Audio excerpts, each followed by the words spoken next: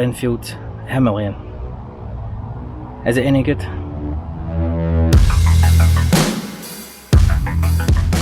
So a good place to start is the pros and cons of the bike, the things that I liked and the problems that I ran into. So this bike it's cheap. It's cheap to buy, it's cheap to run, and it's a very simple bike. It's very low maintenance. And I think if you had to do some of the work yourself, even someone as useless as me could probably do most of it without too much trouble. So the Himalayan, also pronounced Himalayan by the way, depending on what country you're in. I'll say Himalayan because I'm in the UK. It has a very low seat height, 800mm.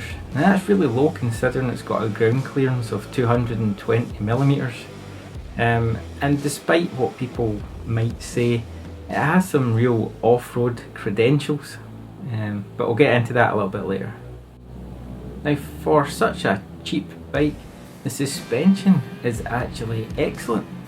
Off-road it works really well, and on-road it's surprisingly plush. It really soaks up all the kind of bumps and nasties that are on the road these days, and combined with the stock MT60 tyres from Pirelli, the bike is really surprisingly nimble. It handles really well on the road, much better than what I thought it was going to be. The luggage options on the bike are excellent, so if you're planning to use this bike for touring, it is going to work really well for that.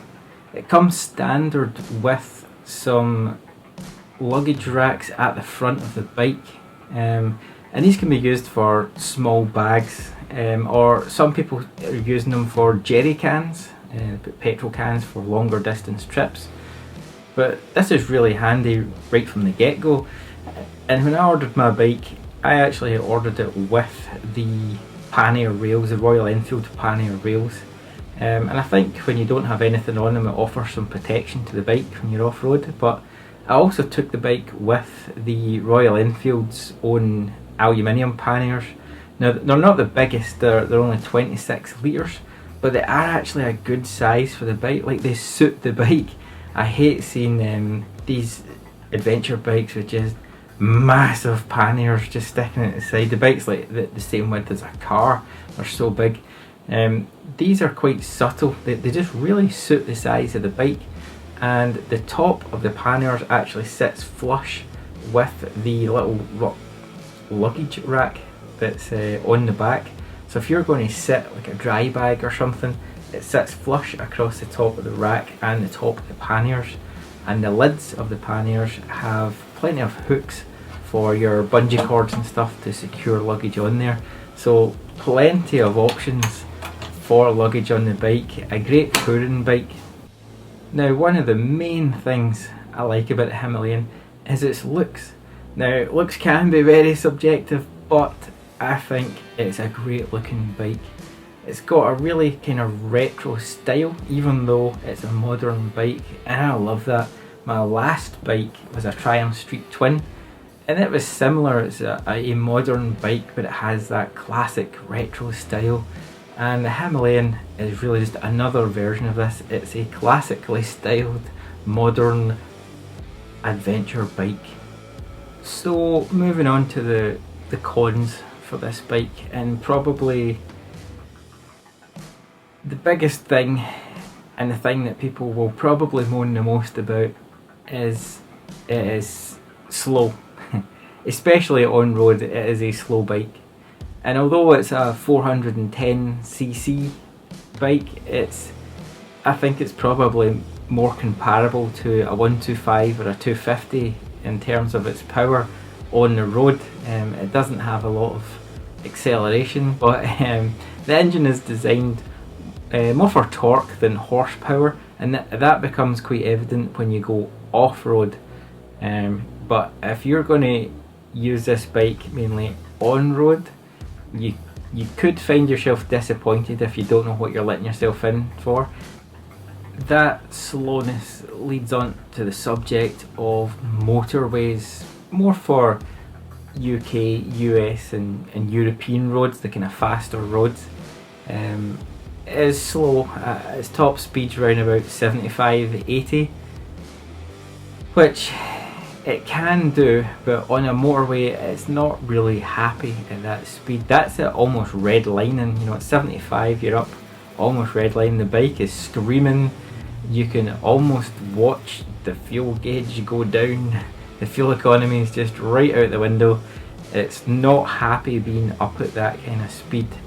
It can do it, it just doesn't feel comfortable at that speed, and it definitely eats up the fuel a lot faster, as you'd expect if you're sitting at maximum revs the whole time.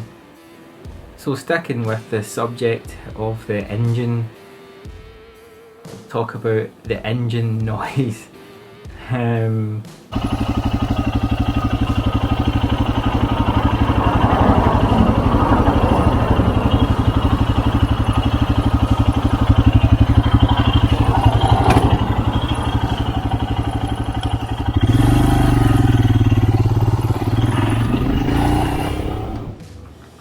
I guess again, engine noise is subjective, but really I don't think the Himalayan's a great sounding bike, and in most of my videos I tend to not put much of the engine noise in rather than music. I think personally I think it sounds a bit crap. It's not a great sounding bike, and I don't think I would ever put a loud exhaust or anything on it, because I think it would just be nauseating. So one of the next biggest complaints I hear about the bike is the brakes. People say the brakes are rubbish, the front brake feels wooden, really bad brakes, whatever.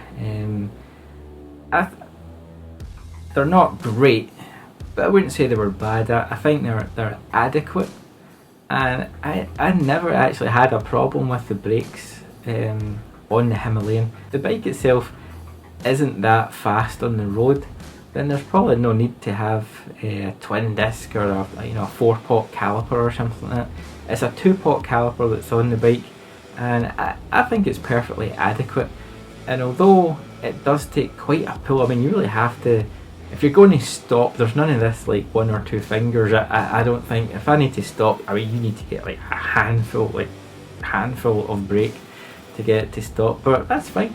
It stops. I usually use the back brake and possibly some engine braking at the same time.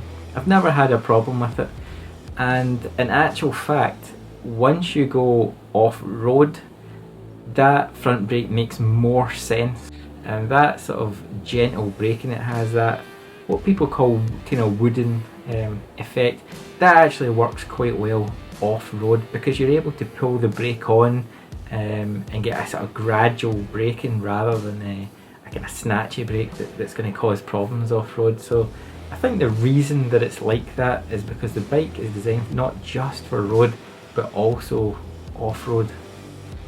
So the seat in the Himalayan, it's very soft and it's very comfortable to start with, but if you're doing long trips, an hour, 2 hours, I can definitely start to feel my butt getting sore. It's maybe just a bit too soft. One of my biggest niggles with the bike, and it drives me crazy, and I don't often hear other people talking about this with the Himalayan, is the length of the side stand. It's ridiculous. It's really long.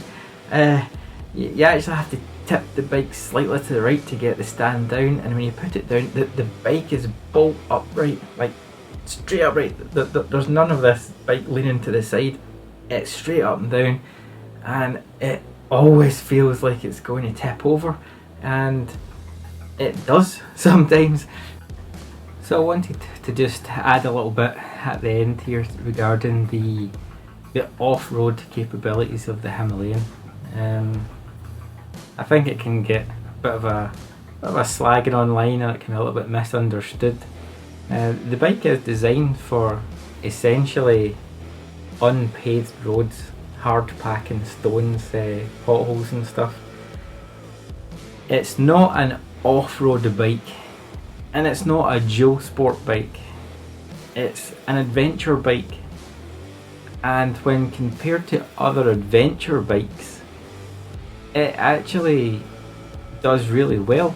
I've been out with a bunch of guys on big adventure bikes, and it can pretty much do everything that they can, albeit just a little bit slower. But it's not a dual sport, it's not an off-road bike. Yes, it has lower ground clearance than those bikes, but it has roughly the same ground clearance as other adventure bikes, and as such it can easily handle some light to medium off-road. And people who say it's kind of rubbish off-road, I don't buy that. It deserves a lot more credit than people actually give it. I think most people would be surprised by what it's capable of off-road. Actually, the biggest letdown of the bike off-road is the stock tyres, those Pirelli MT60 tyres. Really not great. They're good road tyres, good for fire trails, and if that's all you're going to do, then probably perfectly capable tyres. But if you're going to do more than the fire trails, if you're going to be in some mud and slightly harder off-road stuff, I think you would definitely need to look at getting better tyres. And as such, I've actually just fitted a set of Continental TKC 80s on mine. Now, they're supposed to be really good tyres off-road. I've not actually had the chance to try them yet, but I do know someone who's got a Himalayan with TKC 80 tyres on, and they said it's almost a different bike. It handles really well off-road, even on all that slippy mud stuff. I can't wait to try it. It should make a big difference to the bike. So is it any good? For me, yes it is. It's cheap, it's economical, it's easy to repair, and it's a great entry into the adventure bike market. I'm planning to do some tours, a mixture of on-road, off-road, and I think this is a great place to start. I can easily pile on the luggage, it'll handle easily on the road, off-road, it's going to do it all. It just won't do it quickly or enjoy motorways, but I think it'll be a comfortable, fun ride, and it really is a great little bike. So if you enjoyed the video, please give me a big thumbs up, leave a comment in the section below. If you haven't subscribed already, please subscribe. And until the next time, take care, ride safe, and I'll see you all soon.